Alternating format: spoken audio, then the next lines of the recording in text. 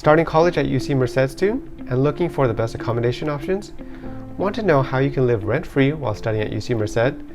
So, if you're a student bound to start at UC Merced or a parent eager to save a lot of money on housing, stick around because this could be a game changer.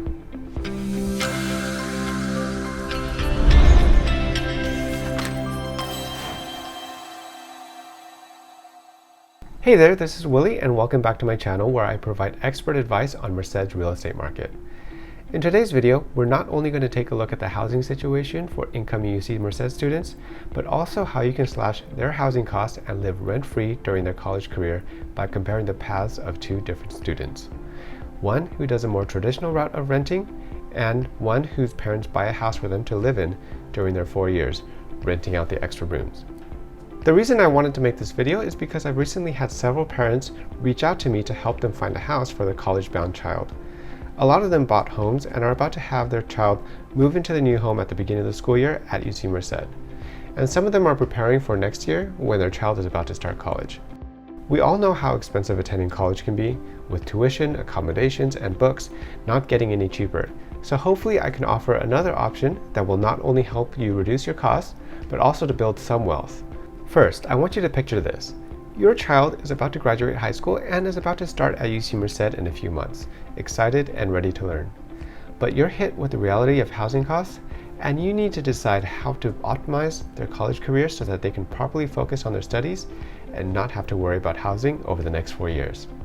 Let's do a case study and meet Sally and Michael, two UC Merced college-bound students with different plans for housing for the next 4 years. Sally plans to go the more traditional route by living on campus her first year and then start renting a room off campus starting her second year as a sophomore. Michael's parents, on the other hand, have decided that they want to buy a house for their son to live in while renting out the extra rooms to his friends and classmates. Whose method is better? Let's dive into it and find out. Let's first take a look at Sally. Sally just got her acceptance letter to attend UC Merced, so she starts looking online to see what the university has to offer. She looks on the school website and finds a lot of nice pictures of the dorms on campus. Sally is drawn to the fact that it's more convenient to get to class, it's already furnished, and she gets to be close to friends so she can hang out with them anytime. It also comes with a mandatory meal plan, so she doesn't have to think about cooking every day. After doing her research, she settles on applying for a room at Denaya, one of the dorms within the Summits complex. They offer single, double, and triple rooms with shared bathrooms all at different price points. Sally takes a look at the single rooms first so she can have some privacy, and it comes out to $16,640 for 2 semesters in 2023. By the way, we're not including the mandatory meal plan since she has to buy food whether she lives on campus or not. And this would bring her first year's monthly rent to almost $1,700 per month for 10 months. Sally's parents think that's a bit expensive and wants to save some money by having her live with a roommate. She protests a little, but eventually relents since her parents are helping her pay for school. The double room costs $13,880 for 2 semesters, or almost $1,400 per month for 10 months, about $300 a month less than a private room. Sally applies and gets accepted for the double room and is paired up with a roommate. She gets really lucky and gets along really well with the roommate. She enjoys the convenience of living on campus and gets to party with her friends in the other dorms. She takes Cat Tracks, the free school shuttle, to other parts of the city to go eat and go shopping. Now, it's the end of April and she is studying for finals coming up in May. She loves on-campus life and wants to stay on top of things, so she decides to find another room on campus for her second year. Unfortunately for Sally, UC Merced has to make room for next year's incoming freshmen, so most of the 3,500 total beds will be saved for the newcomers, so she has to start looking at other options. She then looks at Merced Station, which is an 800-bed housing complex geared towards students. She finds out that the only ones available are $1,300 a month for a private room, or $700 a month for a shared room with a roommate. This area has nice amenities like a pool table and a gym, but she doesn't think that she'll use them that often to justify the high price. Plus, all the private rooms are almost sold out. Her remaining option is now to find a private room in a house with a few housemates. Sally asks around and her older classmates all tell her how difficult it is to find a room. She doesn't have a choice, so she goes on UC Merced off-campus Facebook groups to look around. She even teams up with her current roommate to see if they can even live in the same house together. After weeks of searching, Sally and her roommate eventually find a nice 4-bedroom house with good housemates and are able to each secure a private room for $600 a month. Over 12 months, Sally's total comes out to a little over $7,200, or about $6,700 less than living on campus. Sally ended up really liking living in a house and saving money, so she decided to renew her lease so she can continue living there in her 3rd and 4th years. Each year she was at the mercy of her landlord, who could raise rent, but fortunately for Sally, her landlord was very nice and didn't increase rent at all. Now, let's calculate Sally's total rent expenses during her entire 4-year college career at UC Merced. In her first year on campus, she paid $13,880, but she had to share the room with a roommate. Her 2nd, 3rd, and 4th years were off campus, so she only spent $7,200 each of the 3 years. This brings her total to around $35,000. Now let's take a look at Michael. His parents, who remember how expensive school was when they were in college, decided to see if there was another way to make sure Michael doesn't have to worry about housing in the same way that they did. After watching some finance and real estate videos online, they decided that they wanted to buy a house for their son to live in. At the time, they didn't have that much money for a down payment, but they were determined to make it work, since they saw that a house was not only an investment in their child's education, but also as a chance to build wealth. After Michael graduated high school in May, his parents contacted the Realtor in Merced and put in an offer for a 4-bedroom house for $450,000 in the Bellevue neighborhood.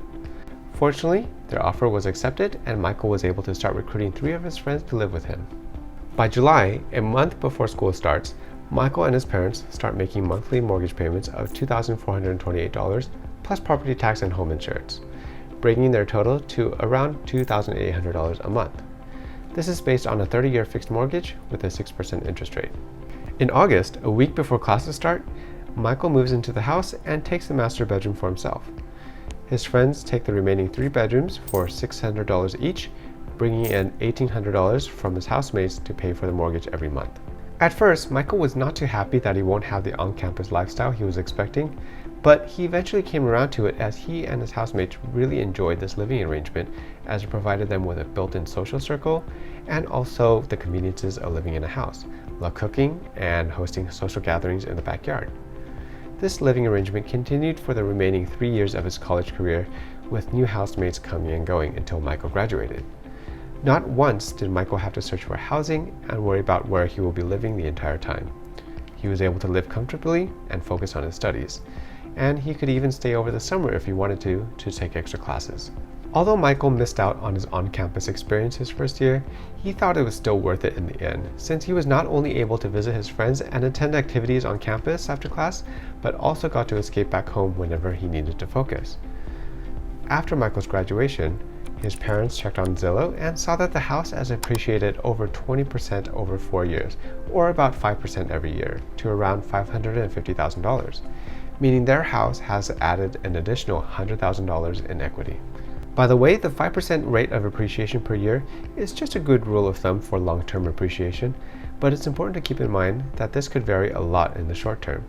In California, and especially Merced, appreciation has historically averaged a lot higher than 5%, but we'll be conservative here and just use 5%. So now that Michael is done with school, his parents have to make a choice. They can either sell the house, turn it into a full rental property, pull some of the equity from the house for extra spending money, or keep it as a vacation home whenever the family wants to visit Yosemite. Understanding the power of real estate, they decide to keep the house as a rental property. They checked on Zillow Rentals and found out that the house can rent for about $2,500 a month.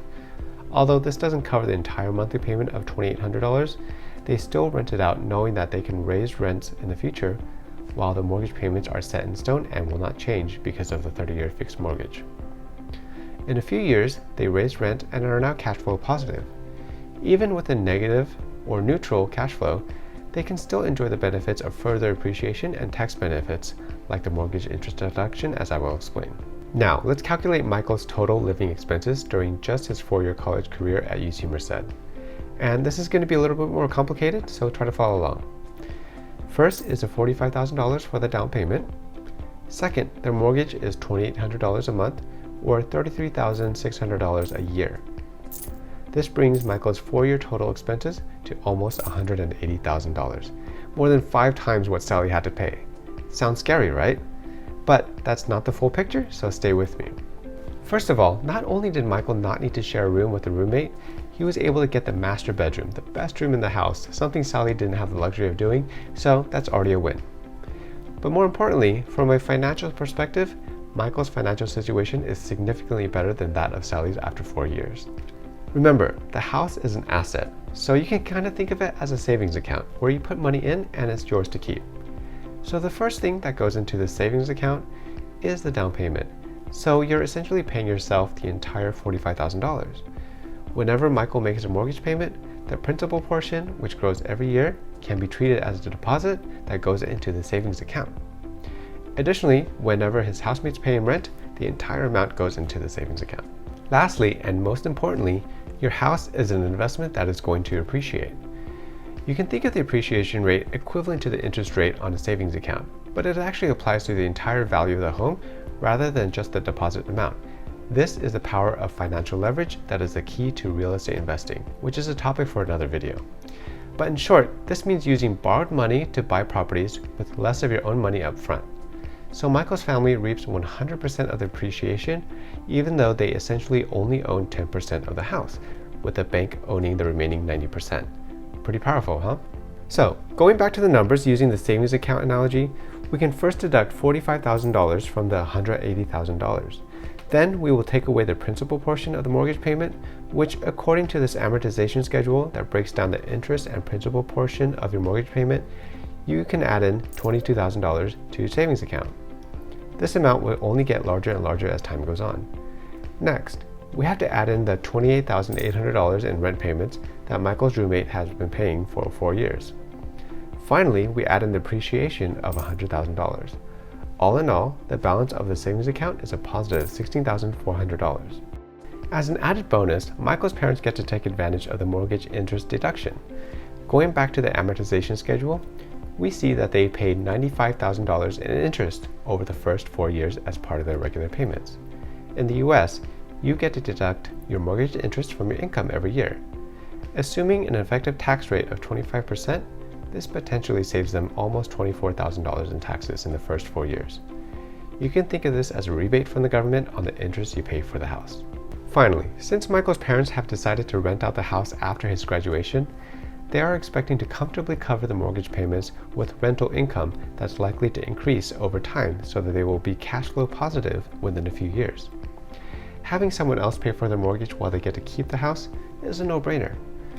Down the line, after 10 years, they sell the house to another family who plans to put their child through school in the same way. They were able to cash out on a few $100,000 in accumulated equity to help Michael buy his own home when he's 30 years old.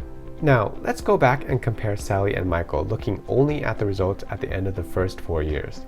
Sally's savings account shows a negative balance of $35,000, the total amount she paid for housing. Michael's, on the other hand, shows a positive balance of $16,400. This means that Michael came out ahead by more than $50,000 and will continue to get even bigger over time. Remember, this is just the first 4 years. Starting year 5 and up, the numbers will only continue to look better and better for Michael, while not only keeping a house that continues to appreciate, but also enjoying the rental income and tax benefits for years to come. But what does Sally have to show for all of this in the end? All that money she spent on rent wasn't being used to buy any assets that she can keep after college, but the money was instead being used to help her landlord pay her mortgage. Now, I know what Michael's family is doing may seem privileged, but it's definitely doable for the average family. Merced's home prices are still relatively lower than most other cities in California with a UC, and you don't even need 20% for the down payment.